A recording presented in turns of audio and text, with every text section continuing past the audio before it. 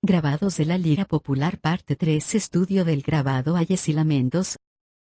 Figura segunda, contraforma general, referencia de la reproducción de Navarrete, 1999, el recorte del espacio blanco. Las figuras del grabado son siluetas individuales, claramente recortadas del fondo, son formas cerradas, separadas netamente del espacio alrededor, que es puro blanco. Este espacio blanco o esta contraforma es un recorte o vaciado de las figuras, que se extiende y configura a su vez una sola forma. Figura segunda. En una primera vista el conjunto es como una lámina de figuras recortables o pegatinas que usan los niños. En este sentido es probable que Uribe, 1973, página 15, dijera que las figuras producen el efecto de calcomanías. El espacio blanco es el fondo que está detrás de las figuras, pero no es un espacio de profundidad de perspectiva donde las figuras estén, tampoco es un espacio representativo, sino solamente espacio blanco,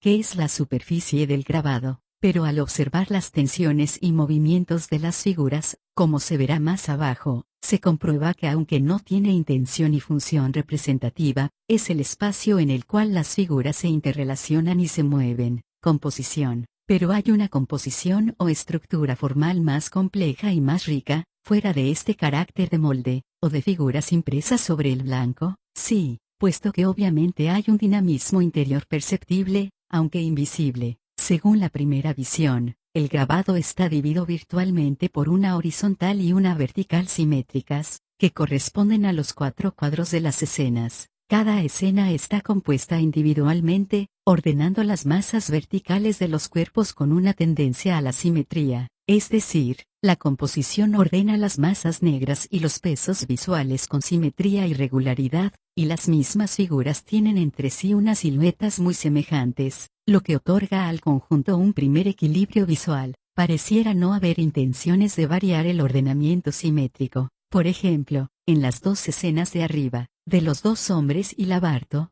las variaciones espaciales que hay entre ellos obedecen a las acciones de los brazos entre el primer hombre y ella, más que una composición premeditada. Como sea, ambas variaciones otorgan variedad al conjunto, de manera que lo dinamizan pese a su ordenación simétrica. Figura 3. Diagonales y verticales. Perceptualmente pareciera que la estructura y la composición dinámica se da a través de las líneas rectas, pero en la figura 3 se ve que los fuertes trazos diagonales y quebrados en ángulos, que existen en el grabado, no se interrelacionan, no hacen una trama, no llevan la vista hacia puntos de interés, y no parecen hacer formas geométricas de algún simbolismo. Las diagonales más fuertes están en el triángulo que contiene a la mesa, el que se forma por la proyección virtual de las dos guitarras. También perceptivamente hace una forma de X con él se interrelaciona hasta cierto punto la diagonal de la pierna primer hombre de la segunda escena, que lanza la vista hacia la mesa. Los trazos verticales, por su parte, aunque parecieran primar como estructura espacial, no llegan a comunicarse entre sí, ni con las diagonales. Su alternación forma una idea de estructura, que más bien indica la división espacial de las figuras. Esa desconexión es parte del carácter del grabado, pero la sensación dinámica de movimientos articulados entre sí está en todo el conjunto. ¿Cómo está hecho este dinamismo? Hay una trama de movimientos que integra a las figuras y al espacio general, en la cual predominan las curvas, no las rectas, y en la cual éstas se integran. La articulación es visible al menos en dos análisis, el de las tensiones y ritmos de las figuras, y el de los movimientos que las interrelacionan. Yendo desde la percepción global al detalle, la cualidad dinámica parece venir primero desde la forma de las figuras, hechas con cuerpos geométricos irregulares. En sus contornos se mezclan bordes curvos y sinuosos, como los dos payadores, con trazos más rectos, como en las faldas de las mujeres, en los antebrazos del hombre con cuchillo, en los tacos de los zapatos, en los contornos de los pantalones. Hay puntas en los ángulos de las faldas y en la caída de los vestones o chaquetas de los hombres. Estas características se hallan también en las líneas blancas interiores, pero la combinación tiende en general a la curva y la ondulación. Por ejemplo, los codos doblan más como curvas suaves que como ángulos. Figura 4. Tensiones y ritmos de las figuras. Como puede verse en la figura 4, se encuentra en las figuras un movimiento interior, hecho por una serie de tensiones y ritmos de predominante curva, que explican ya de un modo más preciso el dinamismo del conjunto. Para Arnheim, la tensión es una tendencia de la forma a cambiar su posición, un impulso a desplazarse en una dirección determinada. Por lo mismo, se define en la interacción de la figura y el fondo. Millar y Vial, 2008.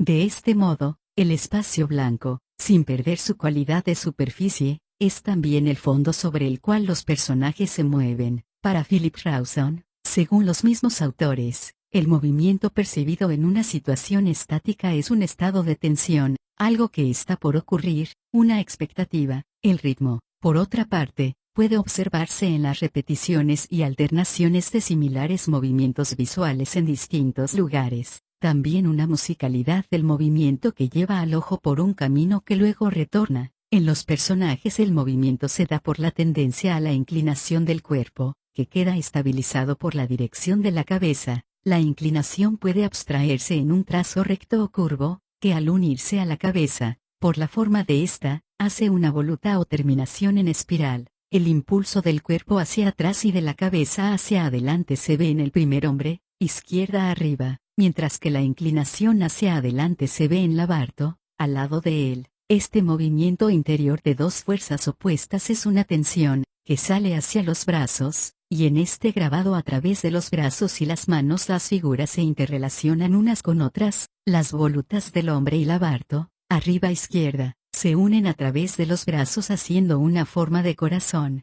que se replica a su vez al segundo hombre. Otros cuerpos tienen un apoyo vertical y quieto. La mujer con el vaso, tercera escena, abajo, dinamiza esa quietud con el fuerte movimiento quebrado del brazo. Hay también movimientos horizontales, que modulan la predominante vertical y oblicua. Por ejemplo, los de los pies de los personajes en las escenas 1 y 2, y el que se configura por la dirección de brazos y manos en la escena 3, que pasa visualmente al piso de los payadores, atravesando todo el grabado con una ondulación horizontal. También es una ondulación horizontal el bello movimiento que une las manos del hombre y Labarto, en la segunda escena, estructura o relaciones del conjunto. Para Millar y Vial, 2008, el concepto de estructura se refiere de modo directo al sistema de relaciones, e indirectamente, a los componentes o factores. El concepto de relación no es una propiedad de los elementos sino un atributo del todo, entidad organizadora que es la forma artística. Las relaciones aparecen visualmente en magnitudes, direcciones, peso visual, situaciones derivadas de los efectos de tensión.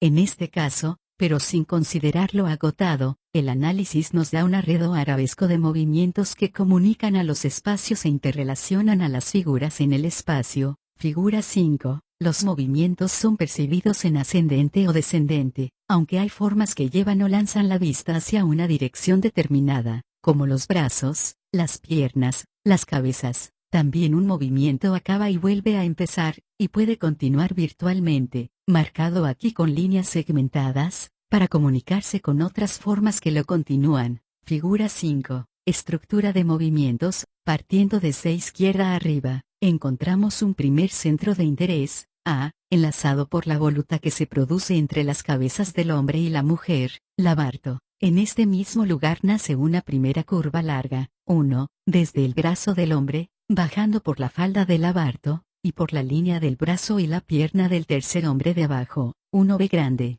Este movimiento se comunica con el movimiento semicircular E, y ascendiendo virtualmente sigue por el perfil del primer payador, vuelve por la curva de los pies de los dos hombres centrales de arriba, y baja por la cabeza y el brazo del tercer hombre de abajo, formando un lazo, B grande. También virtualmente el movimiento 1 al ascender forma la curva que acá nombramos con el número 2, de modo que forma un recorrido completo desde arriba a abajo y volviendo hacia arriba. Esa comunicación indica el tipo de armonía interna y la estructura abstracta del grabado, formada por curvas largas que atraviesan el espacio. El movimiento 2 lo separo de 1 porque tiene una fuerte dirección descendente, tiene dos orígenes. El principal sale desde el trazo del pelo del Labarto, bajando por el brazo del hombre a su espalda, y por la pierna del hombre de la segunda escena, para enlazar las cabezas de los hombres del centro abajo. que antes describimos como B grande. Este modo de enlazar figuras y partes construye tradicionalmente los centros de interés de la composición.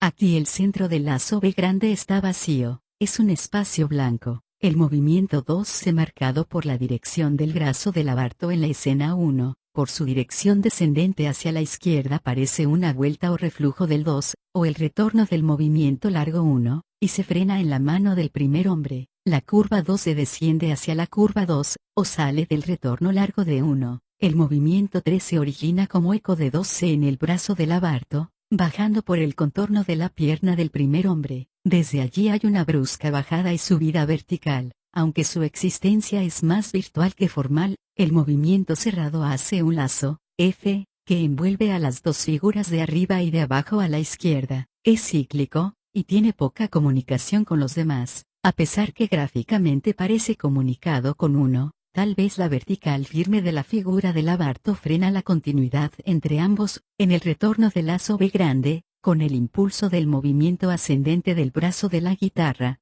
se forma un difícil ascenso virtual que en cambio baja nítidamente por el contorno de la pierna del primer hombre de la escena 2, y hace un nuevo lazo, C. El lazo se envuelve el interesante juego de manos entre el hombre y labarto, escena 2. La comunicación virtual y efectiva de movimientos entre los dos lazos B grande y C conforman el movimiento central de la composición, desde el cual la vista se mueve hacia los demás. El movimiento 5, que también puede verse en ascendente como otra variante del 2, sale desde el cuchillo de la segunda escena, desciende bordeando el costado derecho de la composición, y continúa en un giro virtual que tiende a enlazar la escena de los dos guitarroneros. Allí se comunica con el movimiento 2, con B grande, y con la transversal, 6.